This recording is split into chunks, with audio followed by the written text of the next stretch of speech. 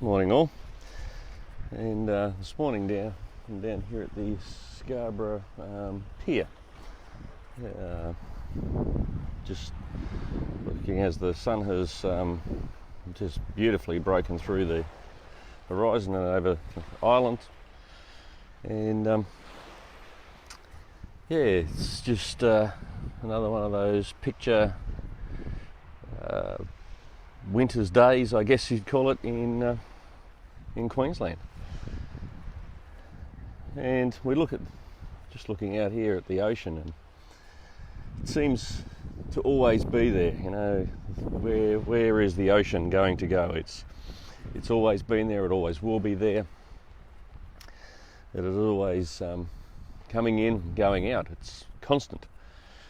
But even in that, the ocean is constantly changing.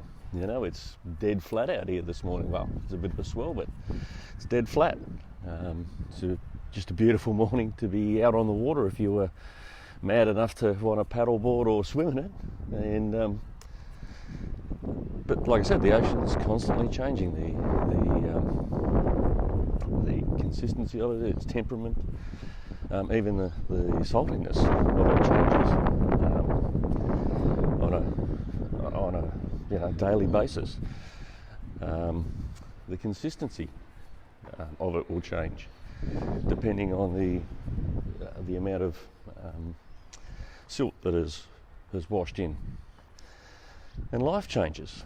You know, you and I get up each day or go to bed each night expecting that we'll get up the next morning, and most often we do. We think it'll just keep going on in that cycle of time. And morning. And but like I said, it constantly changes. Life constantly changes for you and I. It constantly changes for the world. It is massively changed right now. It was massively changed in the 1920s with their pandemic. It was changed because of wars and conflict and other disasters.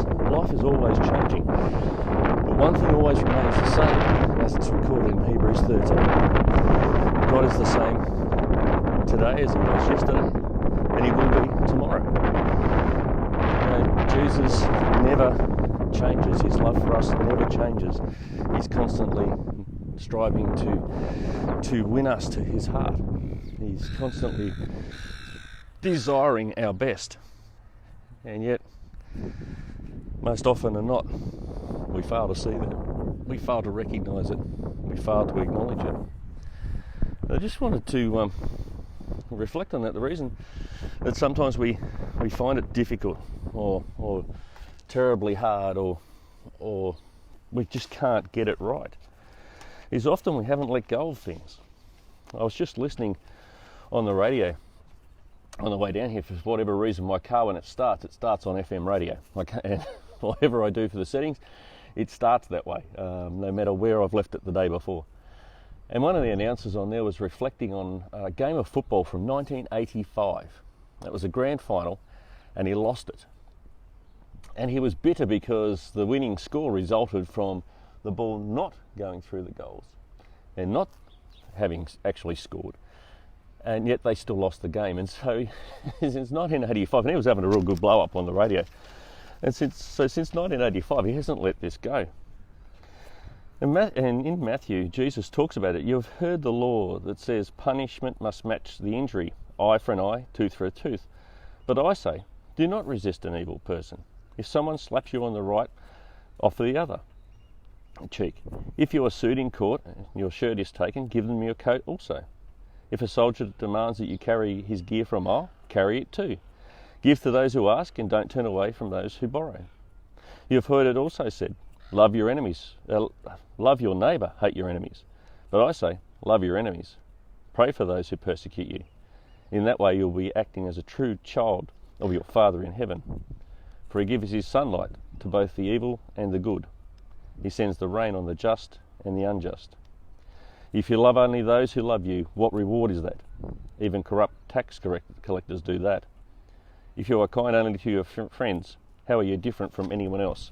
Even the pagans do that. But you are to be perfect, even as your Father in heaven is perfect. We struggle with forgiveness a lot, don't we, people? I know I do from time to time. But all that worry and stress and unrepentant or forgiveness carries is a world of hurt and misery for the person that can't let it go. The person that truly struggles is the person that can't let it go. The other person doesn't care. They're never a mind to it. And so Jesus' warning is simply that we have to change. But we have to change in a positive. We have to change to be a lot more like God's character. We will never be like God, but we have to be more like his character. We have to reflect him more and more. Jesus says, I and my Father are one. And if you are in me, then logically that would mean that we are at one with the Father.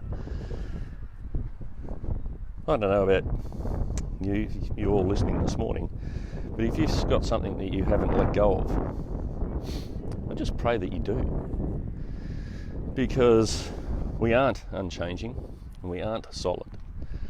We aren't the ocean full of depth and character.